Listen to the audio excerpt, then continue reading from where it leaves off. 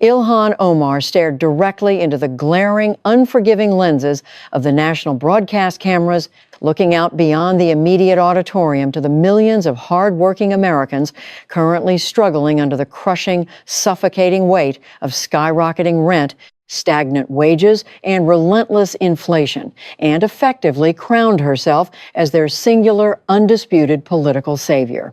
Standing bathed in the harsh, high-definition luminescence of the stage lights, positioned strategically before a heavily fortified battery of 5 network lenses capturing her every calculated micro-expression, she possessed the absolute, unshakable conviction of a politician who genuinely believed she held the absolute moral high ground of the entire modern world. She was the absolute picture of modern progressive defiance, armed with the razor-sharp rhetoric of righteous indignation and the polished, impenetrable confidence of a seasoned media darling who had never truly lost a televised skirmish or found herself backed into a corner she could not seamlessly talk her way out of. Yet, beneath the meticulously curated veneer of her optical dominance and her carefully orchestrated populist fury, there existed a fatal, catastrophic blind spot, a monumental miscalculation born entirely of the sheer, intoxicating arrogance that thrives in the insulated echo chambers of Washington. What the fiercely eloquent Congresswoman did not know, and what she could not have possibly anticipated in her wildest, most paranoid political nightmares, was that sitting quietly and comfortably on the opposite side of the polished mahogany debate table was Senator John Kennedy, a man who had not come to this highly publicized, high-stakes forum armed with the traditional, predictable congressional arsenal of thick legislative binders, prepared talking points, or desperate defensive rebuttals. He had not come to engage in a sterile, theoretical debate about macroeconomic policy, the philosophical merits of wealth redistribution, or the intricate nuances of the federal tax code. Instead, the veteran, silver-haired lawmaker from Louisiana had arrived with absolutely nothing more than a standard, unremarkable smartphone resting inconspicuously in his tailored breast pocket, a simple, everyday device containing a mere 15 seconds of compressed digital audio that would entirely, irrevocably dismantle the towering billion-dollar fortress of her carefully constructed political persona. It was a raw, unedited audio file that Omar genuinely believed had vanished forever into the impenetrable ether of exclusive, closed-door elite privilege, a dark, cynical secret she thought was permanently insulated from the very working-class voters she so loudly and frequently claimed to champion. Before the suffocating, unbearable tension of this congressional hearing finally broke, a heavy glass of ice water would be violently, accidentally knocked across the table, its freezing contents spilling out to soak a progressive populist speech that would now never be read, and the famously eloquent, quick-witted Congresswoman would be left entirely, humiliatingly bereft of words, unable to muster even a terrified whisper of defense as her meticulously built empire of absolute moral superiority collapsed on live primetime television. This is the precise, agonizing anatomy of how that monumental, unprecedented political catastrophe unfolded. Second, by excruciating second in front of the entire nation. The atmosphere inside the grand, cavernous auditorium of the Fair Economic Forum in Chicago that evening was nothing short of physically suffocating, vibrating aggressively with the kind of palpable, heavy, electric tension that only ever precedes a major, career-ending political collision. The building's industrial air conditioning systems violently struggled and ultimately failed to compete with the sheer volume of bodies packed tightly into the room, creating a stifling, humid, intensely uncomfortable environment that perfectly mirrored the heated, deeply polarized ideological divide of the nation watching from home. Behind the velvet ropes of the designated press area, veteran reporters and seasoned camera operators from 3 major cable networks stood shoulder to shoulder in a sweaty, aggressive scrum, their long lenses locked and focused, the red recording lights glowing like the predatory eyes of wolves in the dimly lit hall, waiting for the first drop of political blood to be spilled. The forum's organizers, fully and cynically aware of the unprecedented ratings goldmine they were sitting on, had intentionally and masterfully orchestrated this ideological cage match, placing Representative Ilhan Omar and Senator John Kennedy at opposite ends of the stage to publicly debate the highly volatile, emotionally charged issues of government budget accountability, corporate greed, and the fraying American social safety net. The anticipation in the room was electric, crackling with the aggressive partisan energy of an audience heavily, deliberately stacked with progressive activists and union organizers eager to watch their undisputed champion intellectually dismantle and publicly humiliate a conservative stalwart. Yet, completely unnoticed in the second row, far away from the blinding flashes of the press, photographers, and the self-important posturing of the political operatives, sat a young woman named Sarah. At 22 years old, Sarah bore the exhausted, hollowed-out, deeply fatigued look of an entire American generation, quietly drowning in an ocean of insurmountable debt and broken institutional promises. She worked grueling, soul-crushing overnight shifts as a bartender, her depleted bank account constantly hovering in the red as she desperately tried to outpace a mountain of student loans that seemed to grow larger with every passing month. Despite her bone-deep physical exhaustion, Sarah had willingly dedicated over 300 hours of her severely limited free time to volunteering for Omar's re-election campaign, walking for miles in the blistering summer heat and the freezing autumn rain to aggressively knock on doors, passionately convincing her skeptical neighbors that the fiercely vocal woman sitting on this stage was the ultimate, uncompromising, incorruptible voice of the anti-establishment resistance. Sarah believed in the political gospel of Ilhan Omar with a kind of pure, unadulterated, blinding devotion, usually reserved for fundamentalist religious figures. She sat perched on the very edge of her cheap folding seat, her knuckles turning bone white as she gripped the fabric of her chair, her eyes wide with desperate hope and anticipation as she waited for her idol to deliver a devastating, fatal blow to the corporate elite that Kennedy supposedly represented. Sarah's wide, trusting, exhausted eyes are the absolute most crucial element of this evening, for the absolute devastation that would soon wash over her young face would serve as the ultimate, inescapable, heart-breaking indictment of the cynical political theater unfolding before her. When the anxious moderator finally steered the debate toward the inherently volatile, politically explosive subject of unchecked corporate greed and the rapidly widening American wealth gap, Ilhan Omar did not hesitate or pause for even a fraction of a millisecond. She seized her microphone with the aggressive, predatory swiftness of an apex politician who knew exactly how to instantly manufacture a viral, algorithm-dominating social media moment, her posture radiating an overwhelming, almost suffocating aura of offensive dominance. She leaned aggressively over the polished mahogany wood of the debate table, a sharp, patronizing, deeply cynical smirk playing at the corners of her mouth as she locked her intense, unblinking gaze directly onto Senator Kennedy. She began her verbal assault with a calculated, surgical precision, her voice expertly amplified through the massive, state-of-the-art sound system, purposefully designed to echo across the country and instantly trend on every major digital platform. She confidently, mockingly predicted Kennedy's defense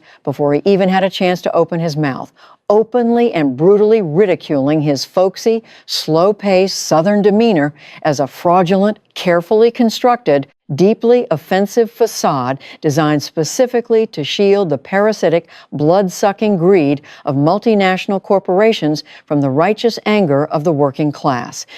Her voice rapidly rose in a masterful crescendo of manufactured, highly calibrated outrage as she forcefully indicted the entire conservative political establishment, aggressively accusing the elderly, wealthy white men of the United States Senate of being fundamentally, biologically incapable of understanding the true, visceral horror of systemic American poverty. She painted a harrowing, emotionally devastating, rhetorically flawless picture of the American working class, screaming into the microphone with perfectly pitched fury about desperate single mothers forced to make the agonizing, inhumane life or death calculus between purchasing vital, life-saving prescription medications or buying basic groceries for their starving, malnourished children. She aggressively framed herself as the ultimate unyielding warrior for the downtrodden, furiously declaring that the political right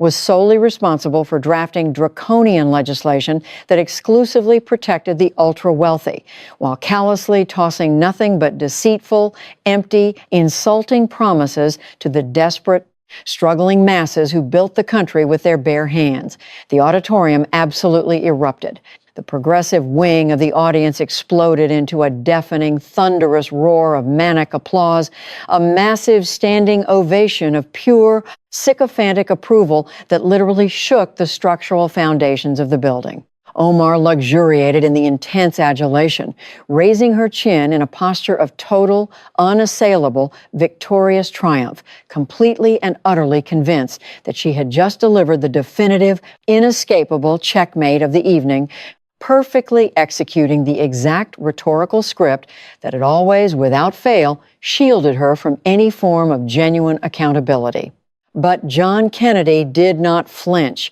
He did not shrink into his chair. He did not break eye contact, nor did he exhibit a single microscopic twitch of the defensive panic that Omar had so confidently and arrogantly anticipated.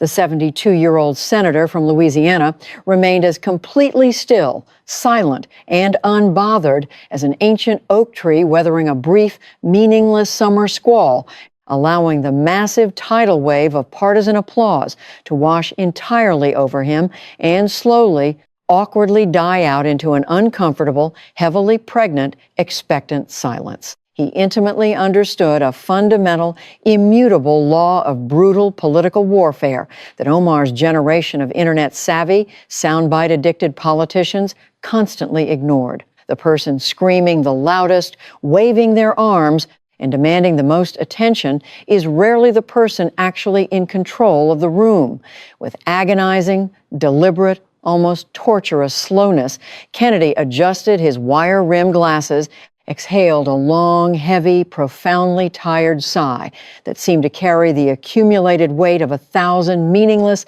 theatrical congressional debates, and calmly pushed his heavy leather chair back. He stood up to his full, imposing height, stepped entirely away from the protective wooden barrier of his podium, and walked slowly, steadily toward the exact center edge of the stage, his deliberate movements entirely devoid of any reactionary anger, theatrical haste, or defensive posturing. When he finally opened his mouth to speak, his deep, resonant, gravelly Southern drawl cut through the remaining nervous murmurs in the hall like a sharpened razor blade slicing through cheap silk, his tone completely stripped of any expected partisan malice, replaced instead by a chilling, quiet, absolute authority that instantly commanded total silence. He looked directly into Omar's eyes and shockingly agreed with her core, fundamental premise, stating clearly and unequivocally that corporate greed was indeed a repulsive, cancerous disease eating away at the soul of the nation. But he immediately added a devastating, lethal caveat. He noted that greed was always infinitely most repulsive and dangerous when it was heavily cloaked in the sanctimonious, hypocritical armor of false, performative compassion. He didn't reach for a massive binder of economic statistics. He didn't signal his panicked aides for a colorful bar chart or a printed policy brief. Instead, with a physical motion so entirely mundane and ordinary that it was utterly terrifying in its specific context, Kennedy reached calmly into the pocket of his tailored suit trousers and slowly withdrew his personal, everyday smartphone. He held the small black device up directly to the center microphone, his eyes locking onto Omar with a gaze of absolute, unyielding, unforgiving steel. He asked her, his voice echoing loudly in the sudden, deathly, terrified quiet of the room, if she specifically recalled attending a highly exclusive, heavily guarded, closed-door fundraising gala in the wealthiest enclave of Beverly Hills just last month, a luxurious event strictly barricaded behind a staggering $10,000 per plate admission fee. Omar's confident, arrogant smirk faltered for the very first time, a brief, microscopic flicker of genuine, terrifying uncertainty, rapidly crossing her features as she aggressively and defensively snapped back. That meeting with diverse constituents and donors across the nation was simply a standard, necessary part of her grueling, demanding job as a national leader. Kennedy's resulting smile was perfectly polite, yet it possessed the lethal, cold-blooded sharpness of a freshly honed executioner's blade,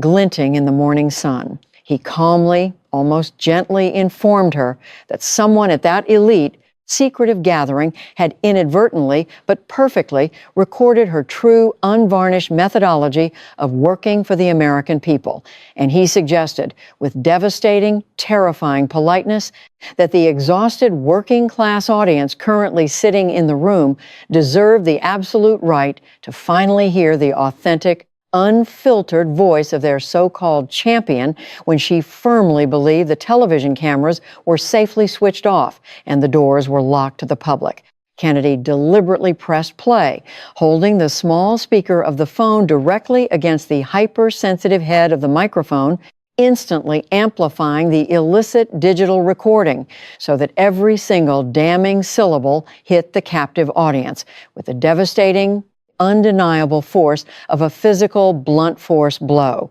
The audio quality was slightly muffled by the fabric of a pocket or a purse, but it was undeniably, catastrophically clear, capturing the unmistakable, highly distinct vocal cadence and specific inflections of Ilhan Omar. Beneath her prominent voice, the recording perfectly picked up the ambient, luxurious, instantly recognizable sounds of extreme insulated wealth, the delicate, melodic, crystal-clear clinking of expensive champagne flutes, the soft, arrogant hum of elite, privileged laughter, and the gentle, sophisticated strains of a live, privately hired string quartet playing softly in the background. Against this sickeningly opulent backdrop of absolute, unchecked privilege, Omar's voice rang out into the silent Chicago auditorium, dripping with profound, undisguised irritation, deep resentment, and entirely unfiltered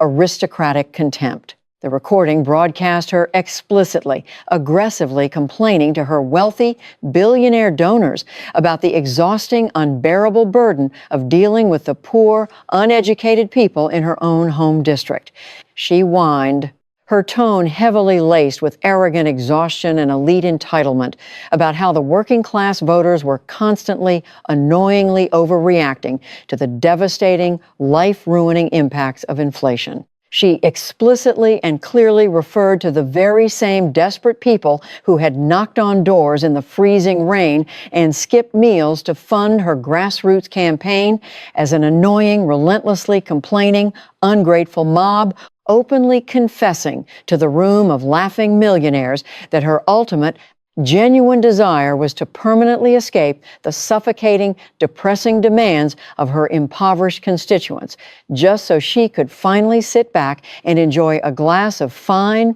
vintage wine without the constant, irritating, heavy burden of their pathetic judgment and endless needs. The exact moment the agonizing 15-second clip ended, Kennedy silently turned off the phone and slipped it back into his pocket, and the resulting silence that violently rushed into the massive auditorium was not merely the standard absence of sound. It was an active, suffocating, crushing vacuum of atmospheric pressure. It was the heavy, agonizing, visceral silence of a collective, deeply held faith being brutally, publicly, and irreversibly shattered into a million irreparable pieces. The triumphant, deafening cheers that had violently shaken the room just moments prior were now violently, permanently strangled in the dry throats of her terrified supporters. The catastrophic, undeniable hypocrisy of the moment hung thickly in the air, a toxic, radioactive, undeniable truth that could not possibly be spun, deleted, fact-checked, or rationalized by any amount of frantic political damage control or media manipulation. The immediate, involuntary physiological transformation on Ilhan Omar's face was stark, terrifying, and completely impossible to hide from the high-definition network lenses meticulously tracking her every panicked, twitching muscle. The blood drained entirely from her face in a matter of seconds, leaving her with an ashen, ghostly, sickening pallor before an aggressive, furious, burning crimson flush of total panic violently climbed up her neck and engulfed her cheeks. Stripped completely naked of her manufactured working-class armor on live national television, her ingrained political survival instincts instantly kicked into chaotic overdrive, and she reflexively, desperately deployed the absolute only defensive weapon she had left, remaining in her rapidly depleting, heavily damaged rhetorical arsenal: the aggressive, uncompromising weaponization of her own marginalized identity. She violently yanked her microphone toward her mouth, her voice cracking audibly with a chaotic,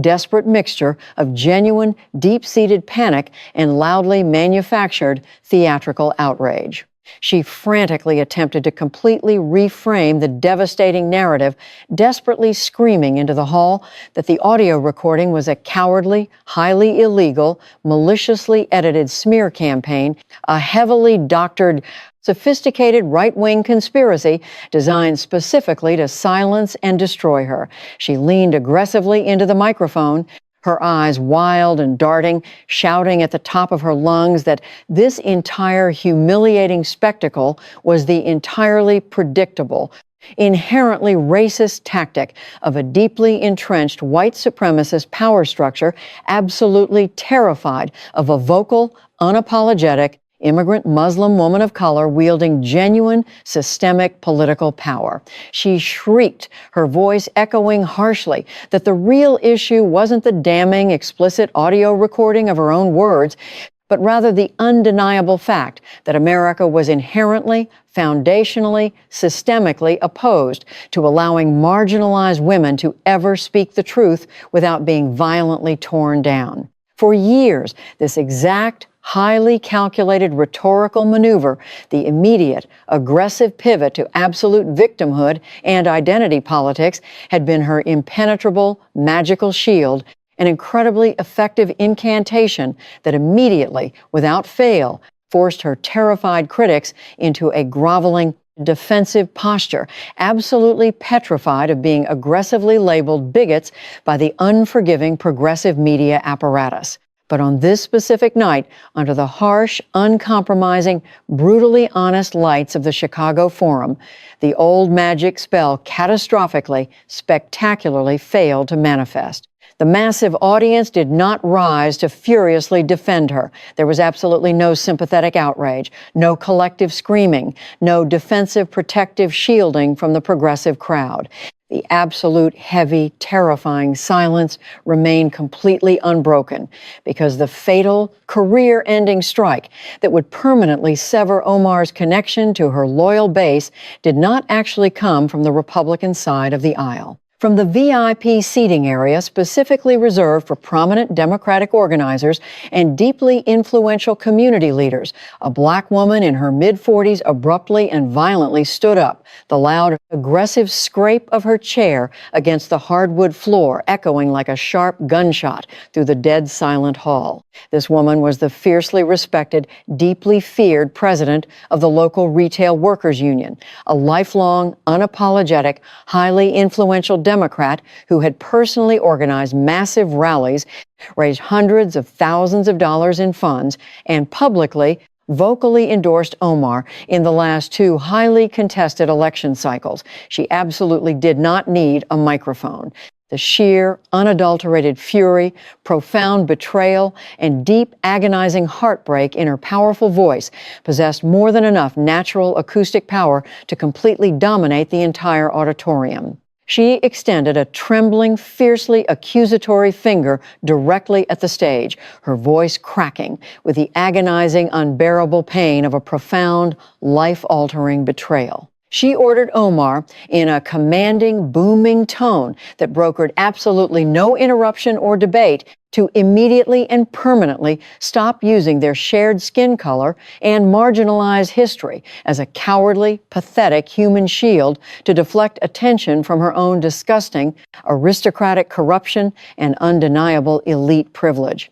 The union leader's voice reverberated intensely with the collective, bone-deep exhaustion of the American working poor, furiously and systematically dismantling Omar's frantic victim narrative by aggressively declaring that the true, actual victims in this scenario were the retail workers, the overnight janitors, and the exhausted factory hands who were actively bleeding out a significant portion of their meager, inadequate paychecks into union dues that Omar cynically utilized to fly first class across the globe and stay in five-star hotels, while secretly, maliciously mocking those exact same struggling workers as a complaining, irritating, ungrateful nuisance. The union president's final, booming demand was a devastating, rhetorical decapitation. She aggressively commanded Omar to never, ever again weaponize the identity, the pain,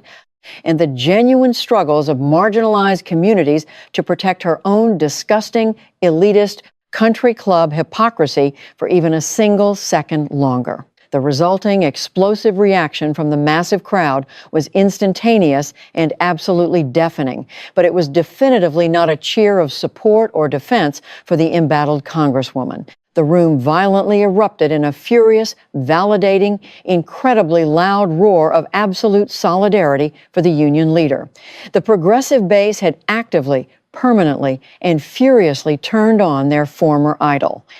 Down in the second row, the young, exhausted volunteer, Sarah, did not scream, she did not yell, nor did she join in the thunderous, angry applause. Large, completely silent, heartbreaking tears spilled continuously over her eyelashes, carving clean, wet tracks through the exhausted, cheap makeup on her pale cheeks, but she made absolutely no move to wipe them away. With a chilling, deliberate, deeply mournful slowness that spoke unbelievable volumes regarding her permanently, irrevocably broken faith in the political system, Sarah reached down, grasped the hem of the prominently branded Omar for Congress's campaign T-shirt she was wearing proudly over her clothes, and slowly pulled it over her head. She dropped the crumpled, suddenly meaningless fabric onto the dirty seat of her chair like a discarded, entirely worthless rag, crossed her arms tightly,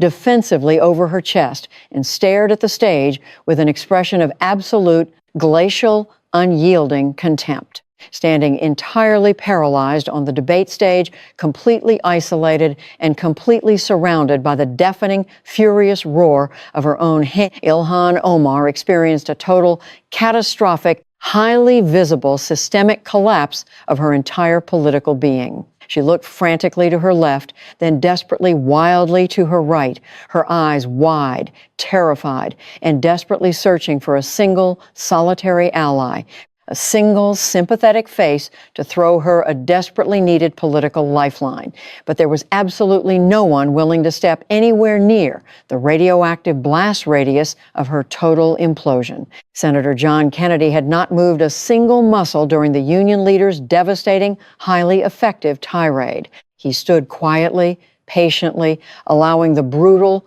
undeniable reality of the incredibly painful moment to inflict maximum, irreparable psychological and political damage. Finally, as the crowd's roar shifted into an angry, sustained murmur, he casually adjusted his suit jacket and began his slow, deliberate, unbothered walk back to his designated seat.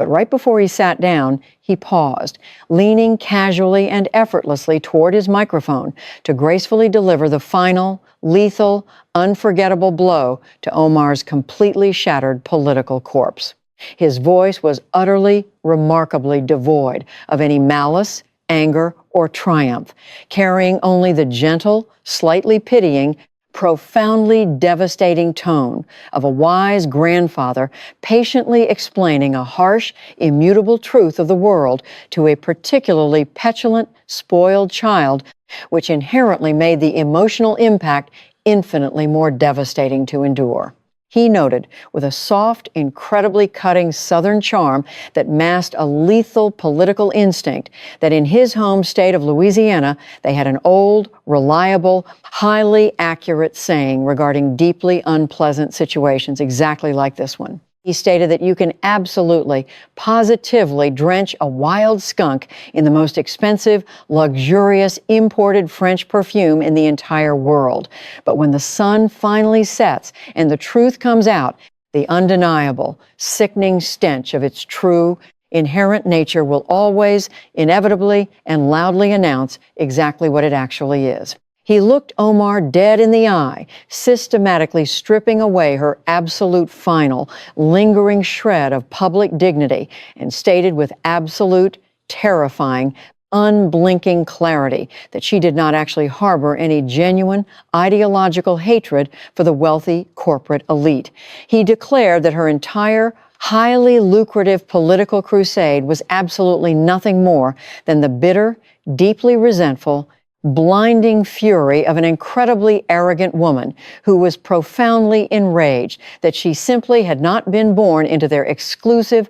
highly privileged, untouchable ranks. Omar's jaw clenched so intensely with such violent pressure that it genuinely appeared the bone itself might violently snap under the incredible physical strain. Her right hand trembling so violently and uncontrollably that it looked exactly as though it were vibrating with a live, high-voltage electrical current, reached blindly, desperately across the polished mahogany table, desperately seeking the heavy, condensation-covered glass of ice water to frantically soothe a throat that had gone completely, painfully, terrifyingly dry from absolute panic.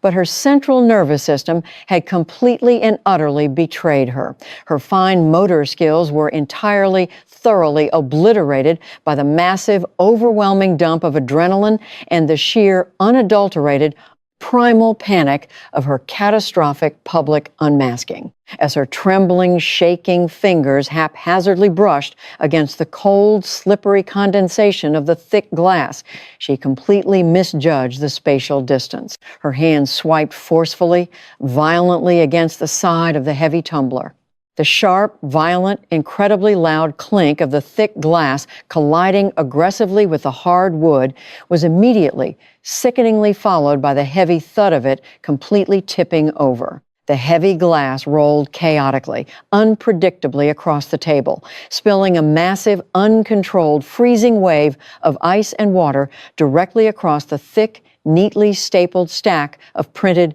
meticulously prepared, highly emotional speeches detailing her deep, abiding, supposedly unwavering love for the American poor speeches she would now absolutely never get the opportunity to read to the public. The sharp, incredibly chaotic acoustic crash of the glass hitting the table and the loud, wet splash of the water was instantly picked up by the incredibly sensitive stage microphones and blasted at maximum volume through the auditorium's massive speakers, serving as a loud, humiliating, inescapable punctuation mark to her utter, total defeat. The water rapidly, immediately soaked deep through the cheap ink of her prepared remarks, instantly turning her highly polished populist rhetoric into a blurred, completely unreadable, pathetic mess of running ink and soggy paper. Omar stood completely, utterly paralyzed, her wide eyes locked in a terrified, thousand-yard stare as she watched the water drip slowly, rhythmically, agonizingly off the edge of the table and onto the carpet below, the sound echoing in her ears. For the very first time in her incredibly meteoric, highly controversial, incredibly loud political career, the undisputed, reigning queen of the viral, devastating clapback had absolutely, positively nothing left to say. She did not even attempt to wipe up the spill. She did not offer a frantic apology or a desperate, angry rebuttal. She simply stood completely frozen, permanently trapped in the inescapable, highly publicized amber of her own televised destruction. Kennedy casually, politely nodded to the completely stunned, speechless moderator, calmly buttoned his tailored suit jacket, and slowly, quietly walked off the stage, disappearing seamlessly into the dark shadows of the wings, while the bright red recording lights of the national broadcast cameras remained unblinkingly, mercilessly locked onto the paralyzed Congresswoman, silently, brutally broadcasting her absolute, irrecoverable ruin to the entire world. Yet, exactly as the live broadcast feed abruptly, jarringly cut away to a completely stunned, incredibly silent anchor desk in a New York television studio, a heavily encrypted, highly secure digital file originating from the exact same Beverly Hills fundraising event containing a far more sinister, legally devastating conversation regarding the highly illegal, covert routing of massive union pension funds, quietly, seamlessly arrived in the private email inbox of the very same union leader who had just sparked the massive auditorium rebellion, ensuring with terrifying certainty that the total, absolute annihilation of Ilhan Omar's political empire had only just begun.